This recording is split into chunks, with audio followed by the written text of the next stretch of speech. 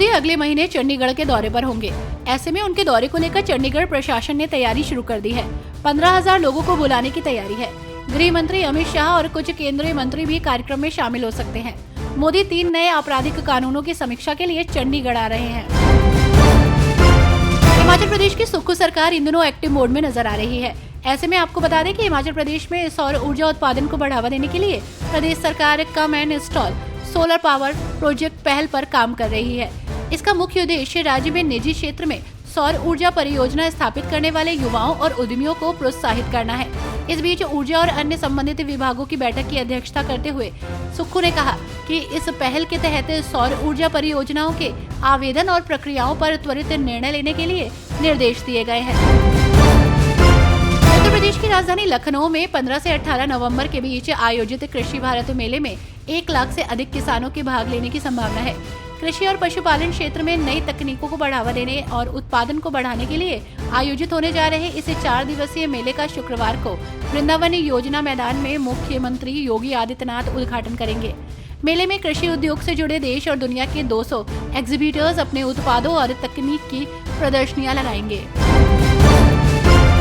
उत्तर प्रदेश की योगी सरकार प्रयागराज में सनातन आस्था के सबसे बड़े आयोजन महाकुंभ 2025 की तैयारियों को समय पर पूरा करने के लिए तत्परता से काम कर रही है। सभी विभागों को अपनी परियोजनाओं को समय पर पूरा करने के निर्देश दिए गए हैं। सीएम योगी स्वयं सभी परियोजनाओं की समय समय पर मॉनिटरिंग कर रहे हैं। इसी क्रम में प्रदेश के लोक निर्माण विभाग ने नवंबर माह के अंत तक सभी परियोजनाओं को पूर्ण करने का लक्ष्य निर्धारित किया है। कांग्रेस नेता मुमताज पटेल ने राष्ट्रीय राजधानी में बिगड़ते वायु गुणवत्ता सूचकांक को लेकर दिल्ली की आप सरकार पर हमला किया। उन्होंने कहा कि दिल्ली की आप सरकार और केंद्र सरकार के बीच दरार और आरोप प्रत्यारोप का खेल दिल्ली के लोगों के लिए समस्याएं पैदा कर रहा है। आप सरकार दिल्ली में सत्ता में आई तो वे कहते थे कि वे पराली के मुद्दे को हल करेंगे। आप सरकार सिर्फ लोगों को बेवकूफ बनाने की कोशिश कर रही है। केंद्रीय मंत्री हरदीप सिंह पुरी ने आश्वासन दिया कि प्रमुख उत्पादकों के योगदान में वृद्धि के साथ वैश्विक तेल आपूर्ति स्थिर बनी रहेगी। केंद्रीय मंत्री हरदीप सिंह पुरी ने कहा, प्रमुख उपभोक्ता देशों को इस तथ्य के कारण आपूर्ति की कमी का सामना नहीं करना पड़ेगा, क्योंकि अधिक से अधिक तेल बाजार में आ रहा है। ब्राजीलियाई, जिनका उत्पादन प्रतिशत 3.3 मिलियन बैरल है, वे प्रतिदिन लगभग 300-400 बैरल बाजार में ला रहे हैं। यहाँ तक कि अमेरिकियों के भी बाजार में अन्य मिलियन बैरल लाने की संभावना है। पंजाब में होने वाले उपचुनाव से पहले बीजेपी को बड़ा झटका लगा है। प्रदेश अध्यक्ष सुनील जाखड़ ने अपने पद से इस्तीफा दे दिया है।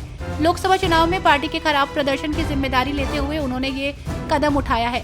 इससे पहले भी उनके इस्तीफे की खबर सामने आई थी। आपको बता दें कि 20 नवंबर को 4 सीटों पर विधानसभा चुनाव होने हैं। केंद्रीय मंत्री रवनीत सिंह बिट्टू ने कहा कि बीजेपी महासचिव प्रभारी विजय रूपाणी पहले ही सुनील जाखड़ के इस्तीफे के दावों को खारिज कर चुके हैं। सुनील जाखड़ पंजाब भाजपा के वर्तमान प्रमुख हैं। पराली जलाने पर उन्होंने कहा कि ये बहुत गंभीर मुद्दा है। पंजाब सरकार, केंद्र सरकार और किसान नेताओं को मिलजुल कर बैठकर इसका समाधान निकालना चाहिए। जम्मू और कश्मीर में बड़गाम जिले के रेशीपोरा में 125 बिस्तरों वाले अस्पताल के निर्माण को प्रशासनिक परिषद द्वारा 49 करोड़ 32 लाख रुपए की मंजूरी दी गई है। इस अस्पताल से क्षेत्र के लोगों के लिए गुणवत्तापूर्ण स्वास्थ्य सेवा तक पहुंच में सुधार होने की उम्मीद है। इस जिला अस्पताल का निर्माण कार्य जोरों पर है। सरकार बड़गांव में गुणवत्तापूर्ण स्वास्थ्य सेवा प्रदान करने के लिए प्रतिबद्ध है। नए अस्पताल की परियोजना का 20% पूरा हो चुका है और शेष कार्य चल रहा है। झारखंड हाईकोर्ट ने मैया सम्मान योजना पर रोक लगाने की मांग वाली जनहित याचिका खारिज कर दी। मुख्यमंत्री हेमंत सोरेन ने इस फैसले को राज्य की मैया की जीत और तानाशाह की हार बताया। हालांकि उन्होंने कहा कि अब ये मामला सुप्रीम कोर्ट जाएगा, लेकिन वो वहां भी लड़ाई जारी रखेंगे। आपका बेटा वहां भी इन्हें हराएगा।